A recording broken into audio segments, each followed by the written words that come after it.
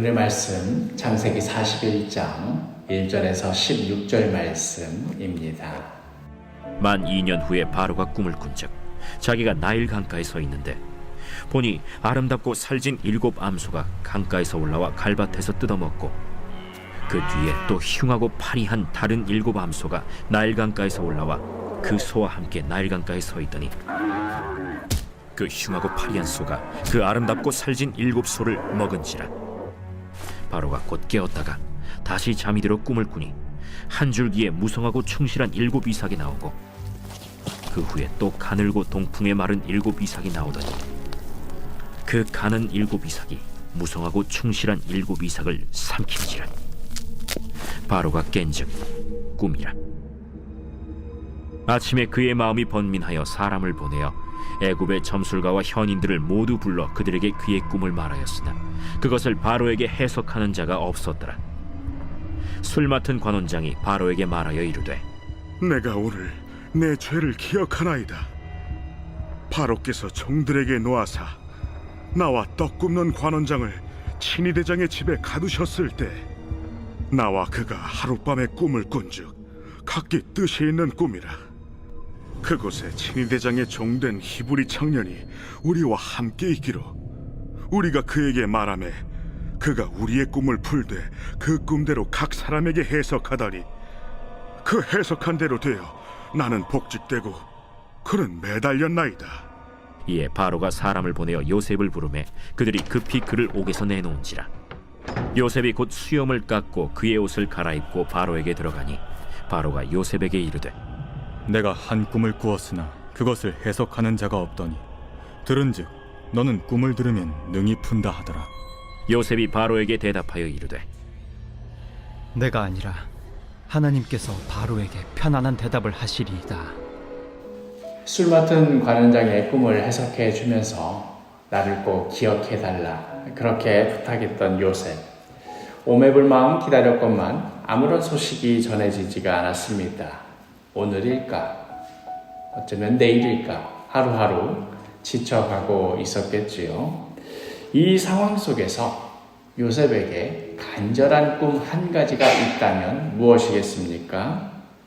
그 술 맡은 관원장이 자신을 기억해 주기를, 그리하여 어떻게든 이 지옥 같은 감옥을 빠져나갈 수 있게 되기를, 그거 한 가지 바랐을 것입니다. 이 감옥을 다시 나간다 한들 또 다시 노예 생활이 시작되겠지만 그래도 지금 요셉에게 있어서 가장 되고 싶은 것이 바로 그 노예입니다. 감옥만 아니면 됩니다. 한편 우리는 또 알고 있지요. 요셉이 지금 가지고 있는 간절한 이 꿈 말고 사실 더 중요한 꿈이 있다는 것을 우리는 알고 있습니다. 어릴 적 꾸었던 요셉의 그 꿈, 어쩌면 이 모든 사달의 원인이 되었던 그 꿈, 바로 11볕단이 자신에게 절하고 또 11별과 해와 달이 자신에게 절하는 그 꿈이었습니다.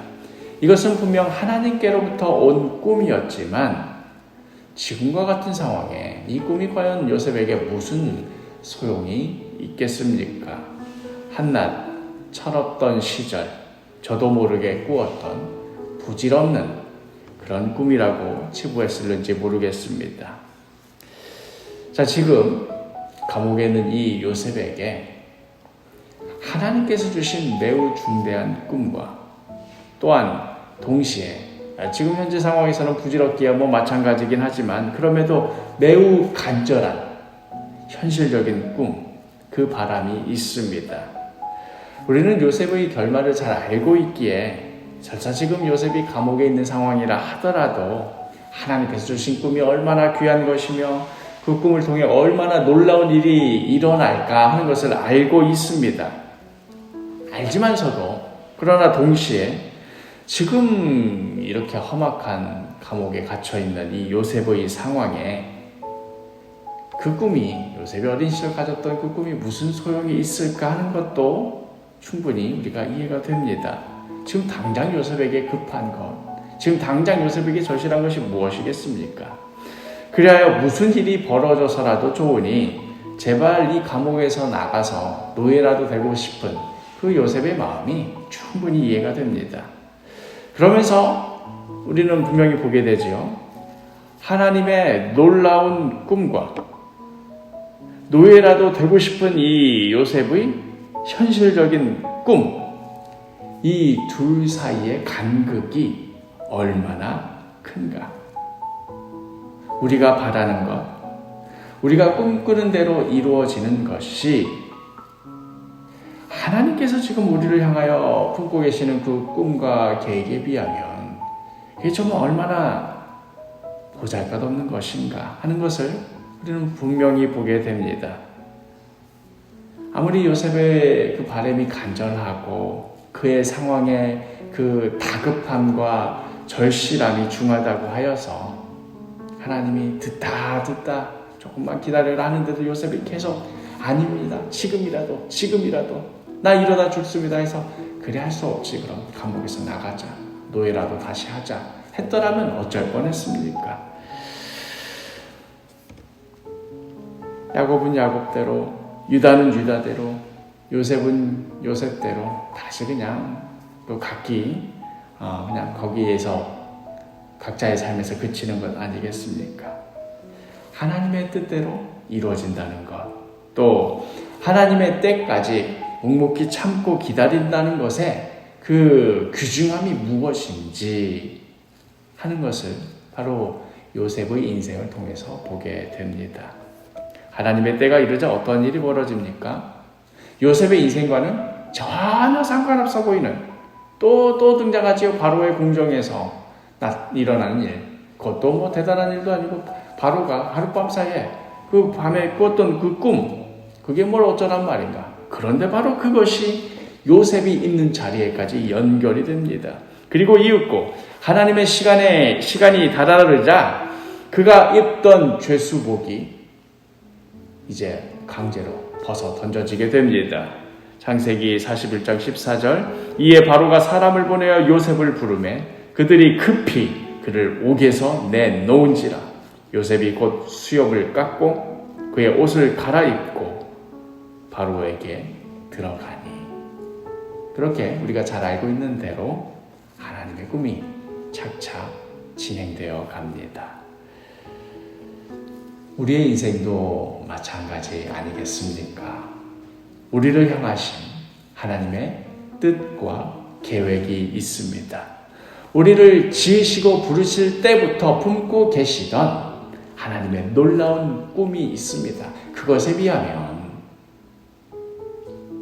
너무나도 작고 초라한 그냥 바로 눈앞의 것만 보고 매달리는 우리의 현실적인 꿈도 있습니다. 제발 노예라도 좋으니 이 감옥에서만큼만 나가게 해주십사 하는 그러한 꿈.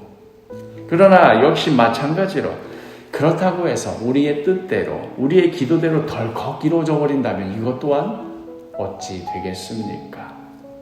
그러니 하나님의 때를 기다리십시오. 그냥 아무것도 하지 말고 무슨 일이 벌어지기까지 가만히 있으라는 의미가 아니라 지금의 어려움, 지금의 눈물과 아픔이 그저 땅에 떨어져 무의미하게 사라지는 것이 아니라 다 하나님의 손에 떨어져서 하나님의 뜻대로 열매를 맺어가는 그 일에 귀한 걸음으로 다 쓰이고 있음을 그렇게 믿으며 또 그렇게 소망하며 하루하루를 살아가시자는 의미입니다. 이제 하나님의 때가 되면 오늘의 이 눈물, 오늘의 이 한숨, 이게 다 무슨 의미가 있나? 어제랑 다를 바 없는 오늘의 일삼, 또 이렇게 살아가야 하는가?